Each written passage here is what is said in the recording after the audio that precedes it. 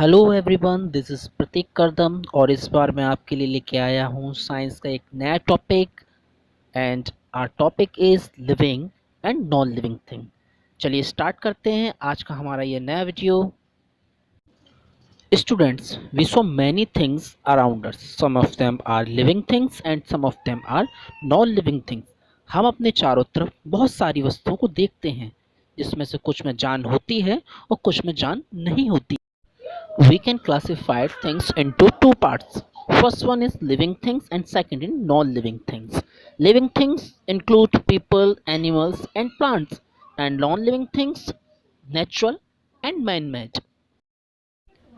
Students, ये हम कैसे पता करते हैं कि कोई लिविंग थिंग है और कोई लिविंग थिंग नहीं है?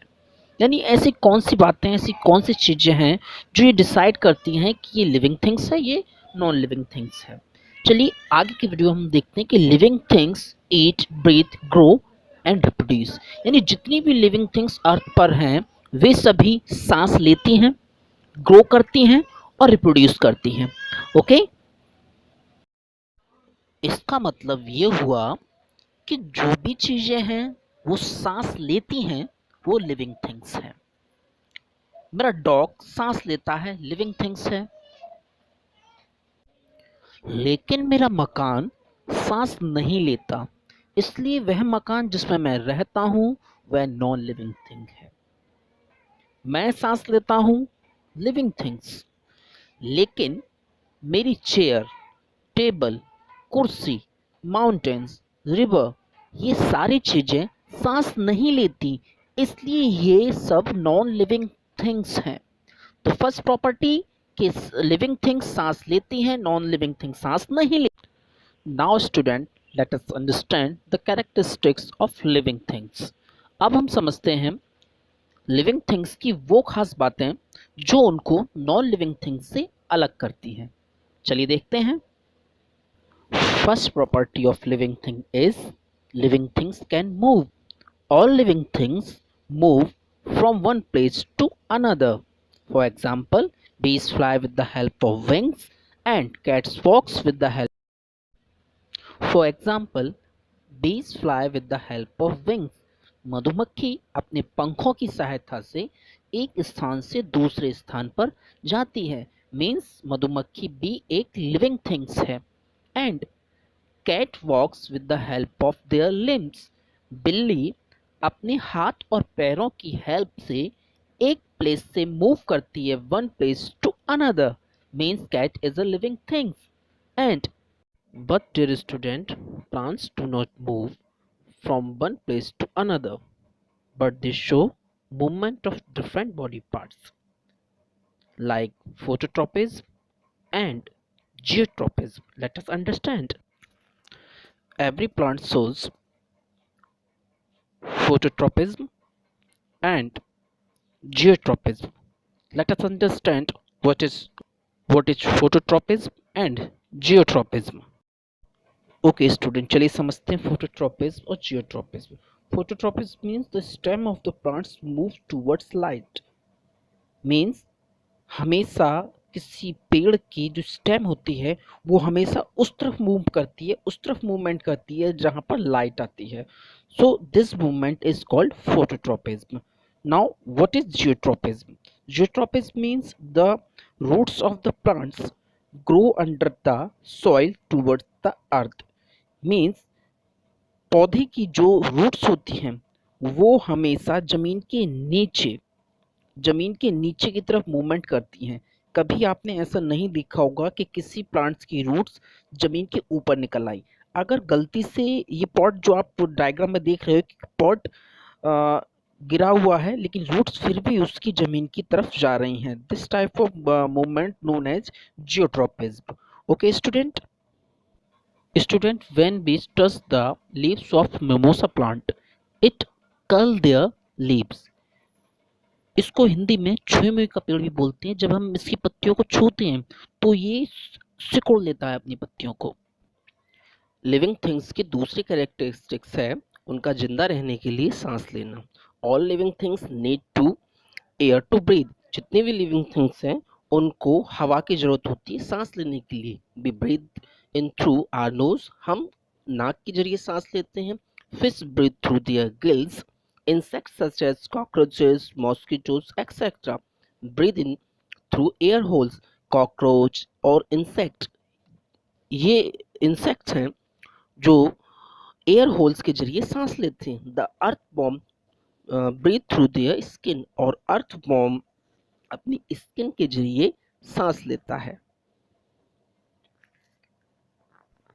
Look at this picture and see how fish breathe through its gills. Students, इस तस्वीर को देखिए जिसमें फिश अपने गिल्स से सांस ले रही है।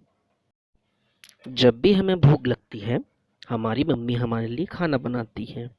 बिना खाना खाए हम ज़्यादा दिनों तक जिंदा नहीं रह सकते। ठीक एनिमल भी खाना खाते हैं, वह अपना खाना ग्रीन प्लांट से लेते हैं। आपको पता है, पौधे भी अपना खाना खुद बनाते हैं। वे अपना खाना सनलाइट और वाटर से मिलाते हैं। साथ ही साथ जमीन में जो न्यूट्रिएंट्स मौजूद होते हैं, उनसे वह अपना खाना प्राप्त करते हैं। जो खाना खुद बनाते हैं उनको प्रोड्यूसर कहते हैं, और जो खाने के लिए ग्रीन प्लांट्स पे डिपेंड होते हैं उन्हें हम कंज्यूमर्स कहते हैं। ये हमारा थर्ड कैरेक्टरिस्टिक्स था, living things need food. Third characteristic, living things need food to grow. All living things need food to grow. Green plants make their own food with the help of air, water, and sunlight. Look at these pictures carefully. Students, all living things grow and change. आप अपना बचपन का photo देखिए, और अब आप third class में आ गए हैं और अपना फोटो देखिए कितना चेंज आ गया है। ये देखिए, सीड्स टू प्लांट, पहले ये छोटा सीड था, फूड न्यूट्रिएंट्स के बाद में it converted into plant. Now it's a चिक, चिक कन्वर्टेड इनटू हैन। मीन्स जितनी भी लिविंग थिंग्स हैं वो ग्रो करती हैं, मीन्स बड़ी होती हैं, बेबी से adult, child to adult. Fifth characteristics of living thing is living things can feel. Human beings and animal have a special sense organ with which they feel the surrounding. Sixth characteristics of living thing is reproduction. Students, all living things reproduce and give birth to young ones. Means जितनी भी living things हैं वो baby produce करती हैं. Animals produce babies and plant seeds produce through seeds. ये थी हमारी 6 characteristics of living things. अब जल्दी से नज़र डाल देते हैं all characteristics of living things. First one is living things move and animals run.